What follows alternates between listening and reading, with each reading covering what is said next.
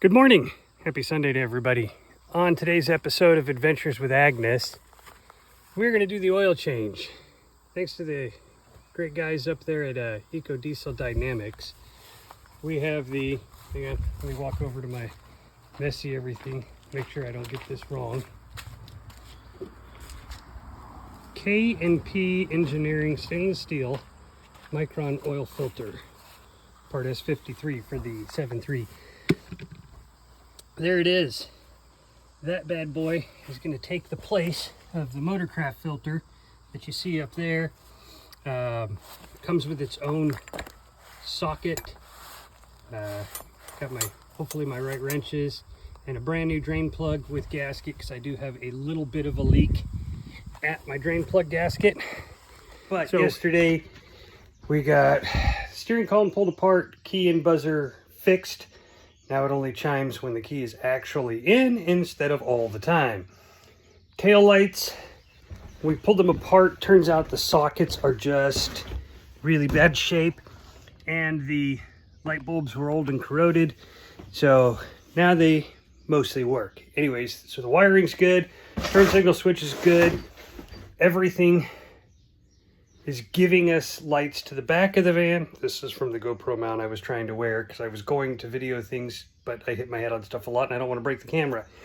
So we have all of the lights technically at this point work. Yep.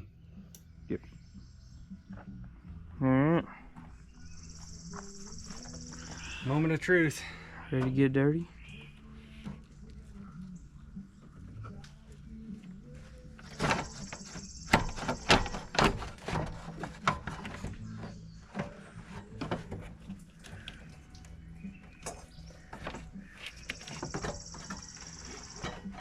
Aww. Oh yeah. We could do that on the side of the highway. Before we leave for the Western States tour, we figured we'd take care of the fluid issue that we had coming out of the left rear hub assembly. Turns out that was a failed wheel cylinder or wheel seal at the hub. So we have shoes, hardware kit, seal driver, drum, because that one has a lip on it. It's not worth turning it. So wheel cylinders for both sides, shoes for both sides, new hardware kits because we're in here. And the proper way to do a brake job, especially when you have your shoes completely soaked full of gear oil, the last thing you want to do is reuse those shoes. Yes, in a pinch you could spray them with brake clean, but it's already saturated the fibers. Braking power is not going to be what it should be. So we are going to take the entire brake system apart, wheel cylinder and all. Wheel cylinders aren't leaking that I can see at this point, but the van did sit for 10 years, has 325,000 miles on it. So while we're in here and we have the whole hub apart and access is there for $23, it makes sense to replace the wheel cylinders now. Plus with the pending 6,000 plus mile 3-week road trip for the month of August, kind of would like this thing to stop, especially when we get over into the Rockies and the Sierra Nevadas and stuff like that. So, okay, so in an effort to have air conditioning on the trip to the No BS OBS show and the Dipstick Western States tour, ordered new condenser.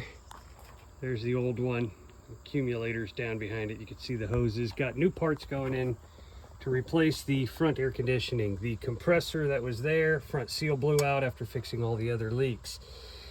I don't want to deal with the air conditioning again, so I probably should have ordered the hoses, but the hose set is good. I just had to get the accumulator out from back in there, which meant removing the battery, disconnecting a bunch of stuff, taking the fill hose off the washer bottle, because buses are fun. These are the positive cables. Someday I'll have brand new cables, but I put a plastic cap and electrical taped it on because I didn't feel like crawling under the bus. It's very humid, it's very muggy, it's been raining off and on, everything's wet on the ground. I just didn't want to get wet. But I thought I would show everybody, if I can find it in here, right there. There it is. That is the injector control pressure sensor. the dreaded ICP sensor, which gives you a code for above or below desired pressures. This is what you want to look for. See how it's got black oil in there?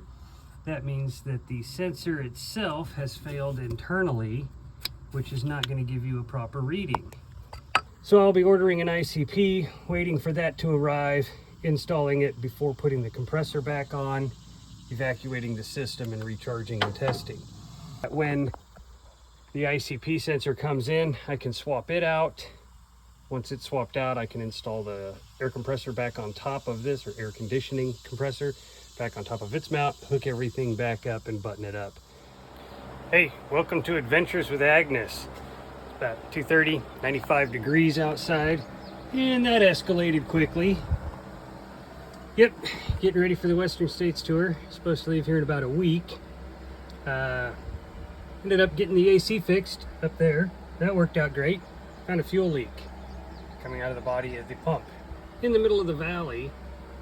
So got the turbo out, of course, where the up pipes connect to the manifold to the back of the turbo there. You have to excuse the mess. My yard is a mess. I'm dedicating all of my time to trying to get this bus ready for the trip. And broke a line, or broke a bolt off in the collector for the up pipes. So I had to order pipes. Went ahead and got bellowed up pipes. And the pump is seized in the center of the valley. So soaking it with PB Blaster, tapping it with a brass hammer gently, twisting. We're going to try to see if we can't get this all moved out. Hopefully. The sweet sound of the 73. We'll run for a minute, warm up, check leaks.